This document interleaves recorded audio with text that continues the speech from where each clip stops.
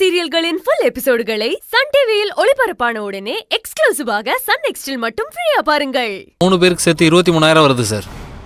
சரிங்க sir. Sir அவங்க கிட்ட இருந்து காசு வாங்க வேண்டாம் சார். எங்க அம்மா காசு வாங்க வேண்டாம்னு சொல்லியிருக்காங்க. எங்க அம்மா நாளைக்கு கொண்டு வந்து கட்டிடுவாங்க சார். நீங்க வாங்காதீங்க சார் ப்ளீஸ்.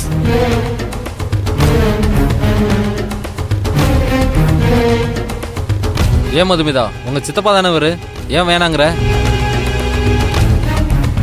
இல்ல சார், அம்மா கட்டுவாங்க, நீங்க வாங்காதீங்க சார்.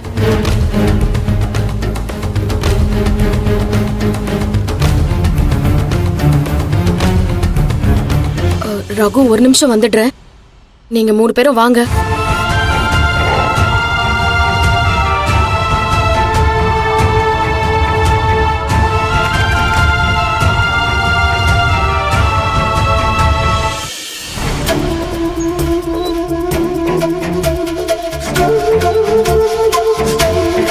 என்ன மது இது? இப்ப ஏன் இப்படி ஃபீஸ் கட்ட வேணாம்னு சொல்ற? அதுவும் சித்தப்பா கட்டலான்னு சொல்லி எவ்வளவு ஆசையா வந்திருக்காரு.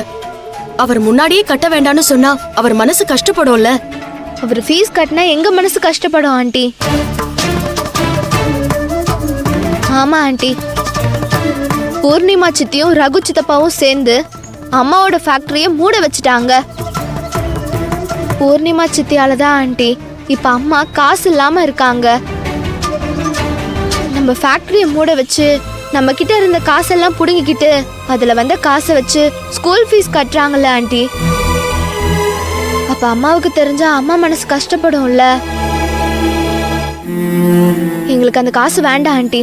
அந்த காசை வச்சுதான் எங்க ஸ்கூல் ஃபீஸ் கட்டுறதா இருந்தா நாங்க இந்த ஸ்கூலுக்கே வரல. நீங்க ஃபீஸ் எங்களுக்கு கட்டினீங்கன்னா கண்டிப்பா இப்பவே ஸ்கூலை விட்டு கிளம்பி வெளியே போயிடுவோம்.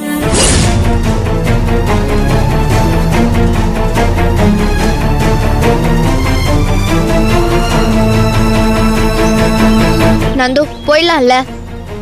போலாம்க்கா, நானும் வீட்டுக்கு போயிடுவேன். நானும் வரேன்க்கா. இங்க பாரு மது, அப்படி இல்லடா. இப்ப இருக்கிற சிச்சுவேஷனை கொஞ்சம் யோசிச்சு பாரு.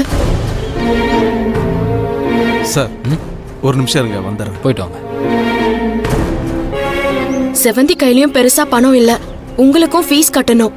ஸ்கூல்ல எல்லா குழந்தைங்களுக்கு முன்னாடியும் உங்களை கேட்டுட்டே இருந்தா அது உங்களுக்கு அவமானமா தானே இருக்கும். பரவாயில்ல ஆண்டி, இன்னும் 2 நாள் தானே. அம்மா எங்கேயாவது இருந்து அட்ஜஸ்ட் பண்ணி காசு கட்டிடுவாங்க. இதே ரகு சித்தப்பா அவரோட காசை கொண்டு வந்து கட்டியிருந்தா நான் கண்டிப்பா சந்தோஷம்தான் ஆண்டி படுவேன். அது பூர்ணிமா சித்தி காசு, அது வேண்டாம் ஆண்டி. அது பேட் மணி. அந்த மணில எங்களுக்கு ஃபீஸ் கட்ட வேண்டாம் ப்ளீஸ் ஆண்டி. அரவிந்த், நந்து வாங்க போலாம். சரிக்கா.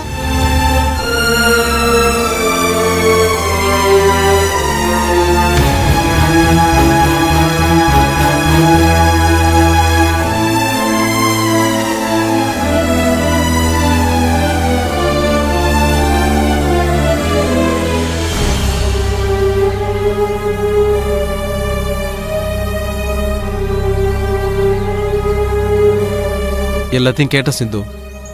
சாரி ரகு. நீங்க எதுக்கு சிந்து சாரின்னு சொல்றீங்க? சொல்ல போனா நான் தான் உங்க எல்லார்கிட்டயுமே சாரி கேட்கணும். நான் கொஞ்ச நாளா யாரை பத்தி யோசிக்காதனால குழந்தைங்களுக்கு கூட என்ன பிடிக்காம போயிடுச்சு சிந்து. இல்லைன்னா எப்ப பார்த்தாலும் ரகு சித்தப்பான்னு என் பின்னாடி தான் சுத்திக்கிட்டு இருப்பாங்க. நான் அதை கெடுத்துக்கிட்டேன். தெரிஞ்சோ தெரியாமலையோ நீங்க பண்ண நிறைய விஷயங்கள் குழந்தைங்களை நிறைய பாதிச்சிருக்கு ரகு. இது எல்லாத்தையும் தாண்டி திரும்ப நீங்க அவங்களோட நம்பிக்கையை வாங்கணும். அதுதான் திரும்ப உங்களையும் குழந்தைங்களையும் ஒண்ணு சேர்க்கும். இவ்வளவு தூரம் என்கிட்ட இருந்து விலகி போயிருக்காங்கன்னு